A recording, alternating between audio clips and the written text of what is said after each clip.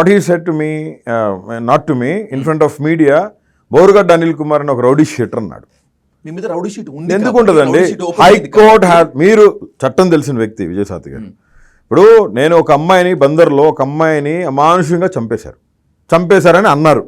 14 సంవత్సరాల అమ్మాయి, అనాథ బాలిక, బెరకా హాస్టల్లో కిరణ్ పాల్ అనే ఎండి ఆధ్వర్యంలో నడుస్తున్న హాస్టల్లో అమ్మాయి అనుమానాస్పద మృతి చెందితే కొంతమంది క్రైస్తవులు పాస్టర్స్ మా దగ్గరికి వచ్చి, ఈ అమ్మాయి అనుమానంగా చనిపోయింది, దీని గురించి ఇమీడియట్గా మీరు ఒక నోట్ తీసుకోండి, అత్వాలయ్య గారికి ఒక నోట్ పంపించండి, దీని గురించి మనం దీన్ని నిగ్గు తేల్చాలి, అమ్మాయి 3వ అమ్మాయి 4వ అమ్మాయి ఇట్లా చచ్చిపోవటం అన్నారు. సరే, నా దృష్టికి వచ్చిన ప్రతి గ్రీవెన్స్ని నేను ఖచ్చితంగా దాన్ని నా మనస్సాక్షితో నేను ఖచ్చితంగా నెరవేర్చు. అయితే ఈ జరిగిన క్రమంలో ఏమైందంటే, మా ఆఫీస్ నుంచి ఎస్పీకి ఒక లెటర్ హెడ్ మీద, అఫీషియల్ నా వర్కింగ్ ప్రెసిడెంట్ లెటర్ హెడ్ మీద నేను నా పిఏ ద్వారా ఒక రిక్వెజేషన్ ఇచ్చి పంపించిన.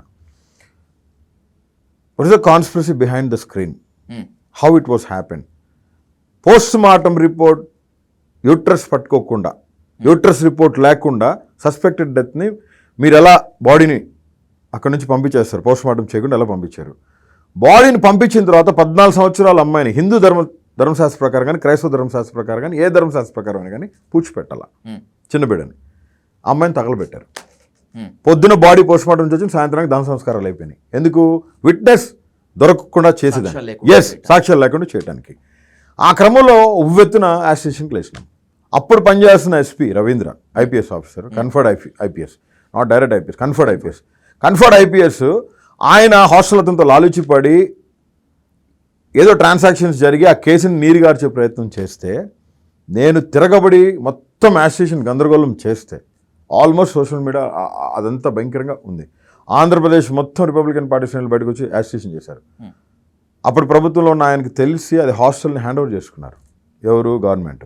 చేసుకున్న పరిస్థితుల్లో ఈ ఎస్పీ కక్షగట్టి పోలీసు వారి చేత నా మీద 5 కేసులు పెట్టించడం జరిగింది. అతను పెట్టిస్తున్నాడు అని తెలిసిన క్రమంలో నేను హైకోర్టుకి వెళ్ళడం జరిగింది. నన్ను రక్షించండి, అతను నా మీద ఇట్లా యాజిటేషన్ చేస్తున్నాను, conspiracy behind the screen, this murder ఇమీడియట్గా బయటకు తీయాలంటే ఆయన సీల్ కవర్లో రిపోర్ట్ అడిగారు హైకోర్టు ఏం చెప్పింది? నా మీద ఎఫ్ఐఆర్లు ఫైల్ అవ్వక ముందు రోజు ఏం చెప్పింది? హైకోర్టు ఆర్డర్ ఇచ్చింది. నేను మీకు ఆర్డర్ పంపిస్తాను, ఇప్పుడు మీరు డిస్ప్లే చేయండి, అవి పిటిషన్ నెంబర్ ఇస్తాను. Do not arrest Anil Kumar Borugadda if you want to interrogate are enquiry accompany with his legal council అని హైకోర్టు వారు ఆర్డర్ ఇవ్వడం జరిగింది.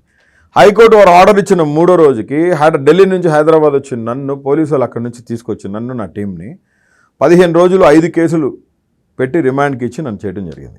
High court order is there. దానికి మేము మళ్ళీ పిటిషన్ వేసాం. దసరా సెలవులు ఏవో వచ్చినాయి. ఆ దసరా సెలవులు అయిపోగానే వెకేషన్ బెంచ్లో మా వాళ్ళు పిటిషన్ మూవ్ చేస్తే కంటెంప్ట్ ఆఫ్ కోర్ట్ వేస్తే వెళ్తే, అసలు మీరు ఎట్లా అరెస్ట్ చేస్తారు, నాకు సీల్ కవర్లో రిపోర్ట్ కావాలి, అసలు అమ్మాయి చచ్చిపోయిందని అడిగింది. ఆ తర్వాత ఎస్సీ కమిషన్కి వెళ్ళా. 12 మందికి మెమోలు ఇచ్చినారు, సస్పెన్షన్ మెమోలు. వాళ్ళల్లో కృష్ణా జిల్లా అడిషనల్ ఎస్పీ మోకా సత్యబాబు కూడా ఉన్నారు, డిఎస్పీ మహబూబ్ బాషా, చాలామంది ఉన్నారు. పోలీసులు పేర్లు గుర్తులేనా. అసలు నా మీద అదే కేసులో ఈ 5 కేసుల మీద అతను ఏం చేశాడు, కక్ష తీరక నా మీద వెంటనే రౌడీ షీట్ ఓపెన్ చేసి గుంటూరుకు ట్రాన్స్ఫర్ చేశాడు. రౌడీ షీట్ ఓపెన్ చేయాలంటే first of all criminal record ఉండాలి. ఆ క్రిమినల్ రికార్డ్ కాస్త కన్వర్ట్ అయ్యి హిస్టరీ రికార్డ్ అవ్వాలి. హిస్టరీ షీట్ అయిన తర్వాత రౌడీ షీట్ అవుతుంది. This is what the procedure. నా సంతకం లేకుండా నా రౌడీ షీట్ ఎట్ ఓపెన్ చేస్తారు?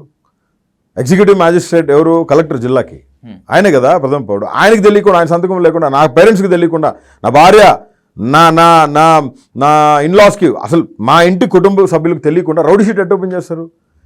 మండల ఎగ్జిక్యూటివ్ మ్యాజిస్ట్రేట్ ఆధ్వర్యంలో నా పేరెంట్స్ని పిలిచి కూర్చోబెట్టి, మీ అబ్బాయి ఇన్ని తప్పులు చేశాడు కాబట్టి మీ అబ్బాయికి హిస్టరీ షీట్ ఓపెన్ చేస్తామని కౌన్సిలింగ్ ఇచ్చి పంపించాలా? That's what the procedure. ఏమీ లేదు, నా సంతకం లేదు, మొత్తం ఫోర్జరీ. కృష్ణా జిల్లా నుంచి గుంటూరు ఎస్పీకి ట్రాన్స్ఫర్ చేసేసారు, రౌడీ షీట్ ఓపెన్ అయిపోయింది. అది కూడా 2024 వరకు నాకు తెలియదు బ్రదర్.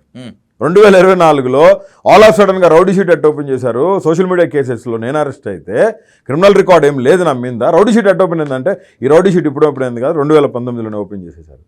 ఎందుకు ఓపెన్ చేశారు? ఆ అమ్మాయి కేసులో ఓపెన్ చేశారు. అసలు ఆ కేసులో నాకు హైకోర్టు డైరెక్షన్స్ ఉన్నాయి కదా, I'll give the writ petition number, I'll give the record to you, just display it on the TV.